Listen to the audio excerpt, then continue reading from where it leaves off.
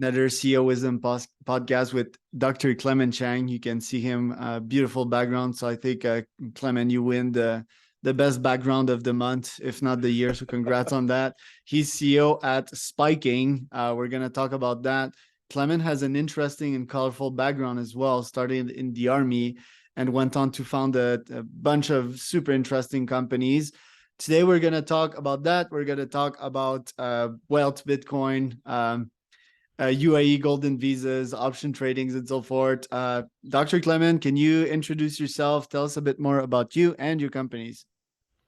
Hey Charles, thanks for having me. And kind of interesting, you went to research about my army background. Is because I come from Singapore. It is a conscript army. Uh, all males, mandatory. We have to go through national service, about 2.5 years. I think that was one of the best times of my life, where you spoke briefly about your next life is a Navy SEAL. Yeah, a Canadian one though. Yeah. Canadian one. You're so specific. And during my tour of service, I was also thinking about going for Navy SEALs. And the requirement is that, you have to sign off regular. And I would not be able to go to university, and it was a choice. But I went all out. I did my airborne, jungle training, marksman, taekwondo. I'm quite well covered on my army uniform in that sense. Right. So I think it's from that sense of adventure. I wanted to build companies. I want to take charge. I want to lead. And where we are today, my company is called Spiking. We just picked up an award this year, Singapore's fastest growing company in 2023. So what we do is we are solving a problem called information asymmetry. That is why, the money managers out there on Wall Street are consistently making money, and the retail investors are kind of suckered. They are just being taken advantage of. Now, that clearly points to the information gap. So we went about solving this problem, and we say we got to close this gap. Today, what we present is the data as good as, if not better than, what the money managers on Wall Street are looking at. So that's how our retail investors can take advantage of it. So in a nutshell, that's quite a brief. Well, congrats on the awards. And me, I'm always interested, in like deep in your background. Like, why are you so ambitious? Did your parents like trained you that way? Because you accomplished a lot, and you are kind of this energy ball. So why are you that way? I guess that is a question of who you want to benchmark. I mean, if you say I accomplished a lot, wait till you read the tweets by Elon Musk. That guy is a machine. He's like a complete machine. And today, what's going viral on Twitter is that so many Twitter creators were sharing the rev share of the ads, advertisements that they're making. It's like 8,000, 10,000, 20,000. I say, holy moly.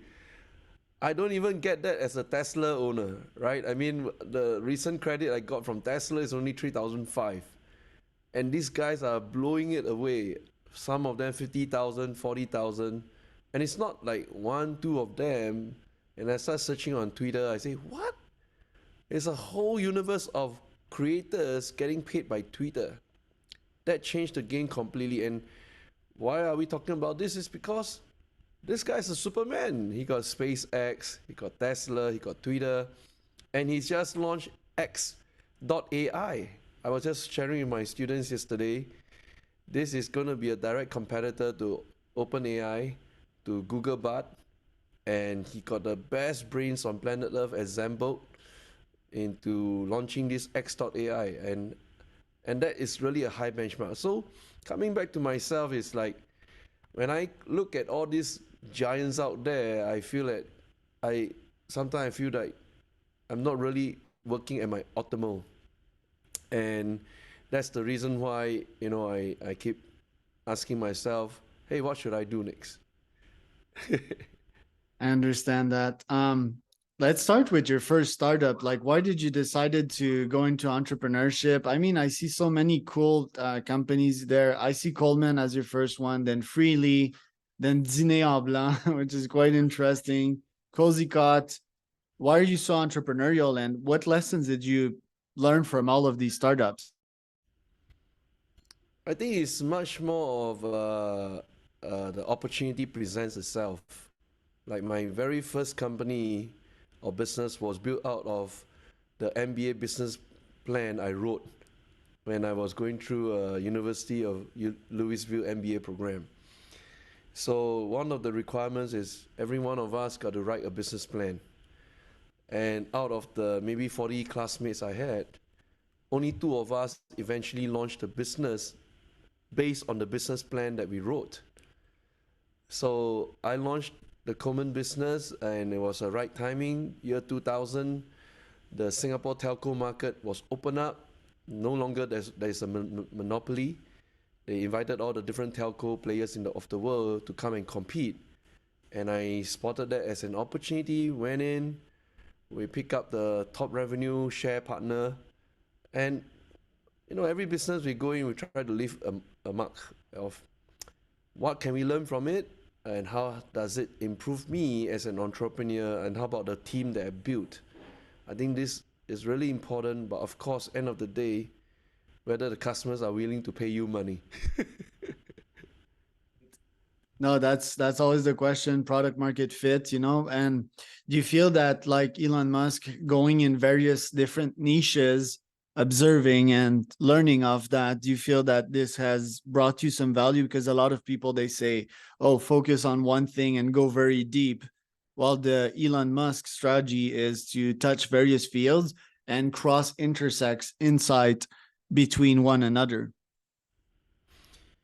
I think that is I feel he's the Einstein of our present day.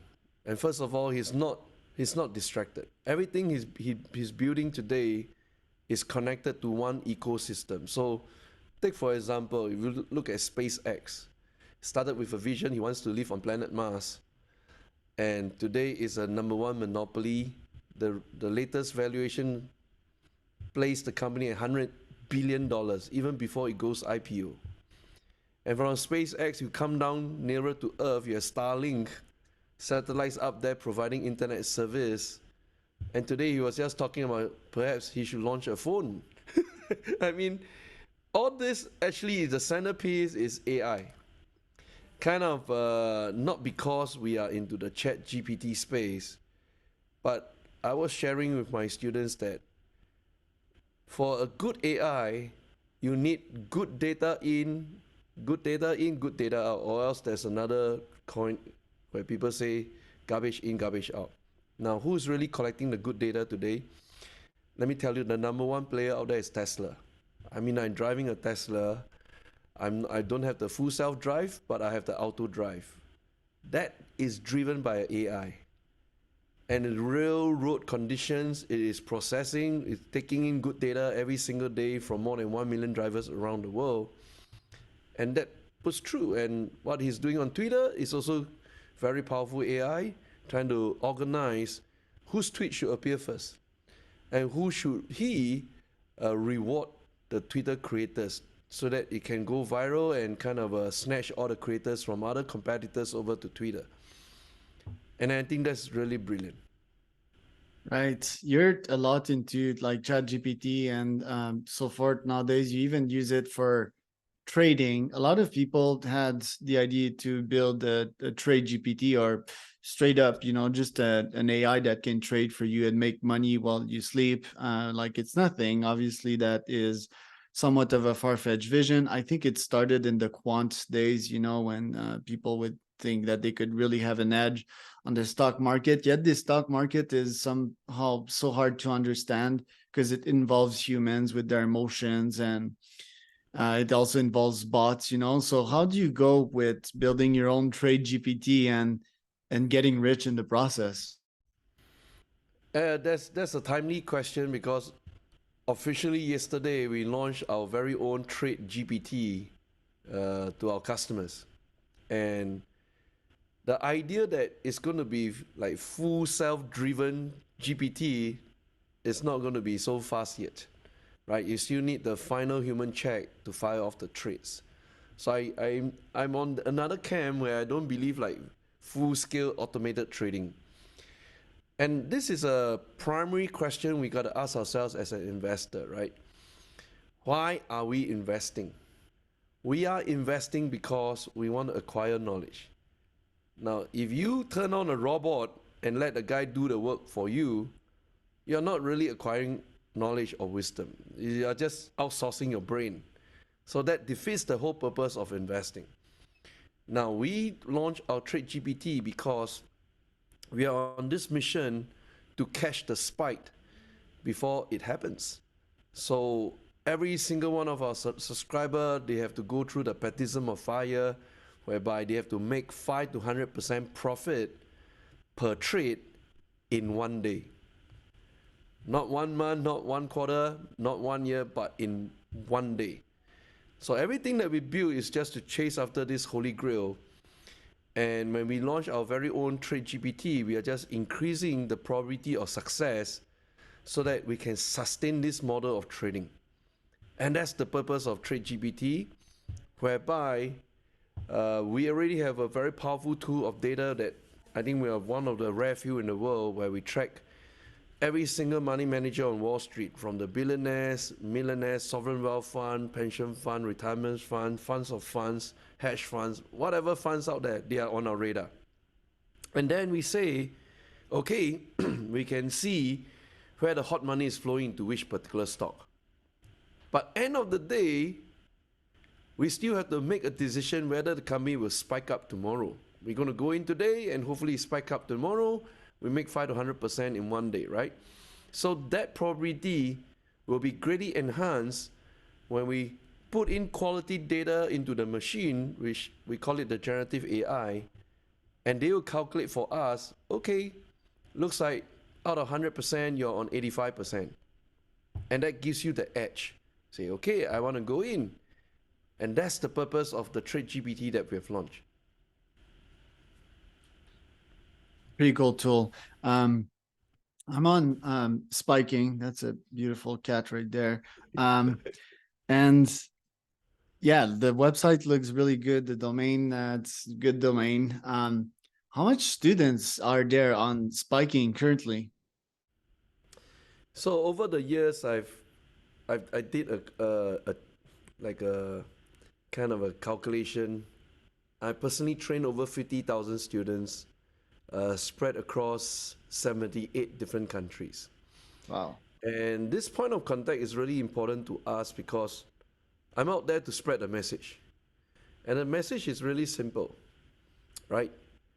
Many people, shall I say, become accidental millionaires. Like in my country, if you have owned a public housing, which we call a HDB, which 90% of the population own a government housing called a HDB flat, over the last maybe 25 to 30 years, they are millionaire today because the property price has gone up. And they are not like accumulating their wealth to become a millionaire is simply because 30 years ago they made a right decision to buy a piece of property that's really cheap in price, and over time that property appreciate with the rise of income of the country. Those are what I call accidental millionaires. But the problem is this: they were not conscientiously working to build their wealth. They became rich because they hold on to a piece of property. Now, the moment they liquidate that piece of property, let me tell you, they will get into a lot of trouble. Because that habit of accumulating wealth was not there. So what we do is we go out there and preach a message. It must start from day one that you understand what the hell is going on in the marketplace. And the best market to look at, US stock market. That's the de facto leader in the world.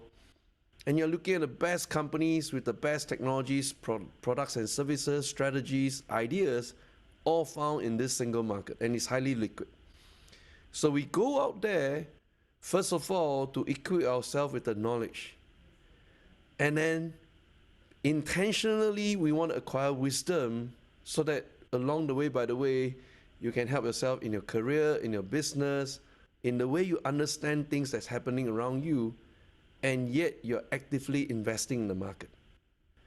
That's the message we want to share with the world out there, and thereby my mission is I want to connect with as many people as possible to let them know it is possible that you can become a self-directed investor, because the game plan is to acquire wisdom. And along the way, by the way, wealth perhaps will bestow on you. How's your life change when you first got in touch with money? When you had like good money enough to support yourself for the rest of your life? I think I was very blessed. When I was going through university, I went through like kind of a baptism of fire. I literally walked on fire, and I want to give that credit to my teacher, Tony Robbins. I don't come from a rich family, and that was his first Asia tour in his life. And I say, I got to back borrow steel. I got to somehow turn up for this event called UPW, Unleash the Power Within. And before the event, I was already finished reading his book called Unlimited Power, like 2-3 rounds. So impact. And I said, I got to meet the giant in person, right? So I went to the event, and then the finale was you got to walk through charcoal burning fire. And I didn't walk through once, I walked through twice. Because I thought the first time round, I thought I was possessed. I said, got to do it a second time just to convince myself I really walked through and not getting hurt, and walk through the second time.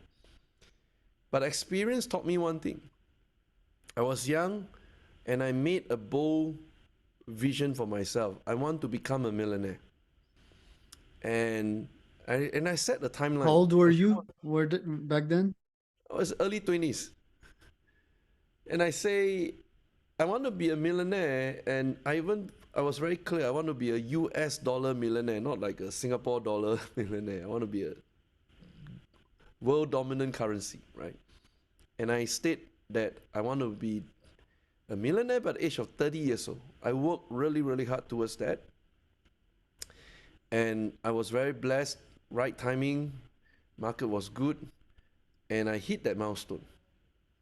So that milestone, in a way, kind of also changed me, right?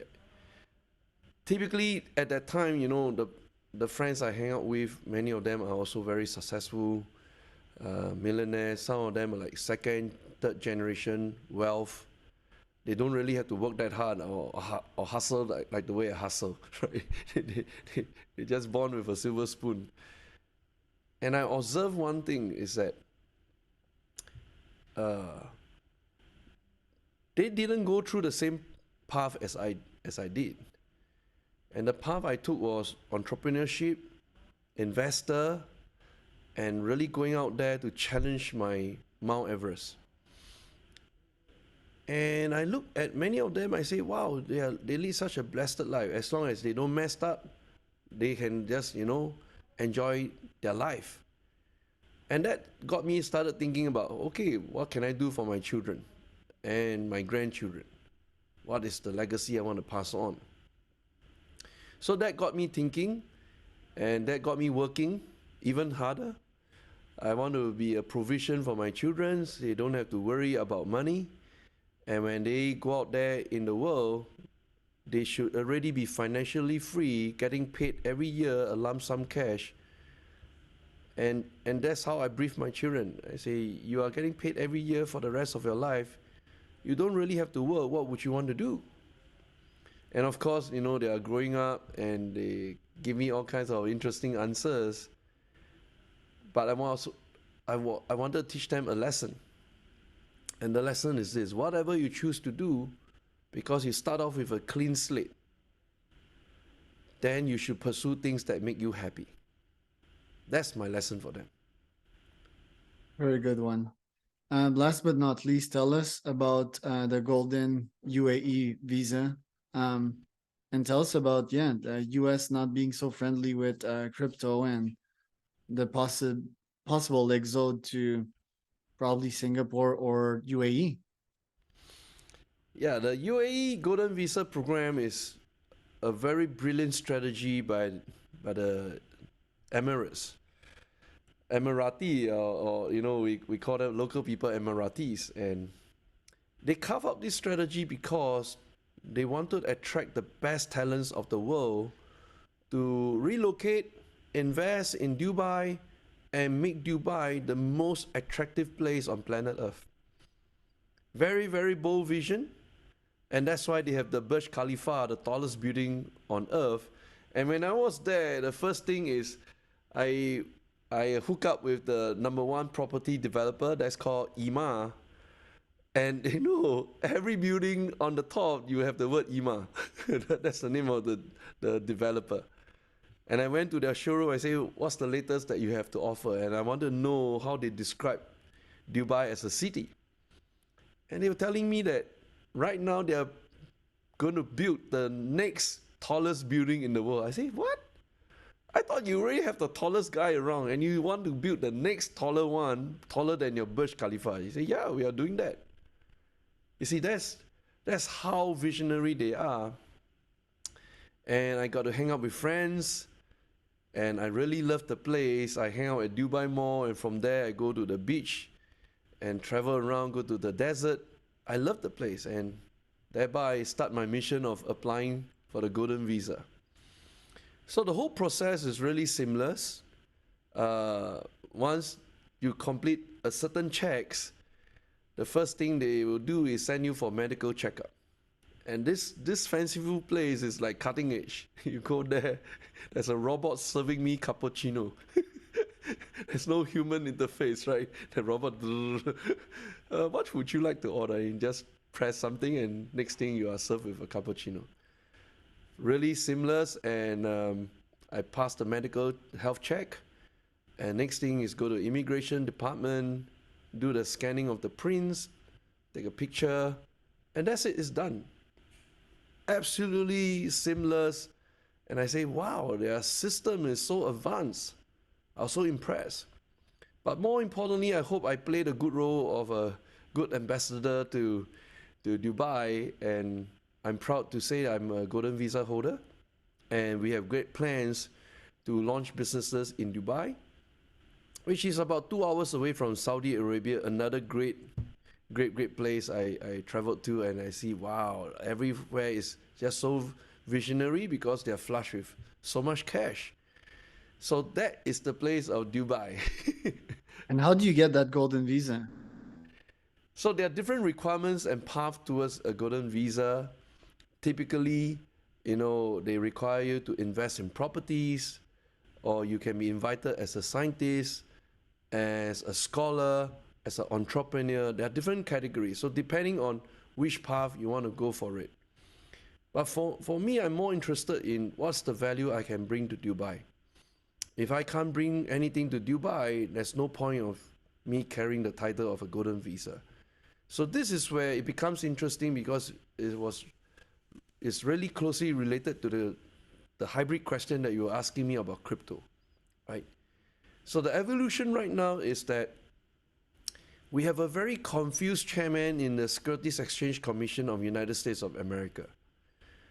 He has been going around suing crypto players, left, right, center. The SEC has sued Binance, and the next day they sued Coinbase, kind of scare everybody away. And that's why there are various jurisdictions from MiCA in Europe to Dubai in the Middle East to Hong Kong, Singapore in Asia, setting up what we call safe havens for crypto players and say, come, work in our place, since the US is just so confused at this stage. And the good news came out. Exactly 2 weeks after they went on a massacre on Binance and Coinbase, BlackRock filed for Bitcoin spot ETF. And that changed everything. I mean, I was just watching the CEO Larry Fink on CNBC preaching about, wow, Bitcoin is going to digitize gold. Number one, Bitcoin is a global asset, and Bitcoin brings about hope. Holy moly, you can never imagine the number one fund manager on earth saying these kind of things. And I was hoping that Warren Buffett was right next to him, right? So they went to file for Bitcoin spot ETF, and many things happened after that. You have Fidelity, Charles Schwab coming together to launch a crypto exchange. And Bitcoin has never dropped below 30,000 since the filing. Today is probably about 31,000. And where are we really headed to? We are heading to a world where Bitcoin will be the de facto global currency. Everybody will be betting, making a big bets on this, and counting forward to March 2024, we're going to see the fourth Bitcoin halving event taking place, which essentially means that we are very close to the fixed supply of 21 million coins, and this coin is exposed to 8 billion people on planet Earth. Demand is high, supply is fixed. There can only one direction for the price to shoot, and that's Bitcoin for you. So interesting. Interesting to say the least. And yeah, that's round one. We would need a round two to talk about social media and like your phenomenal growth on Twitter, Facebook, YouTube. You're fascinating, man. You're an inspiration, and we both share Tony as a glue. Yeah, Tony's definitely had an important influence in my own life. So we kind of vibe on the same symphony here. Glad to have had you on for round one. We're definitely gonna redo that later. Clement, where can people find out more about you until then? Oh, please come to my website, spiking.com, or you can find me on Twitter. My handle is Clement Chiang, which is my name. And join us on this mission where you become a self-directed investor acquiring wisdom.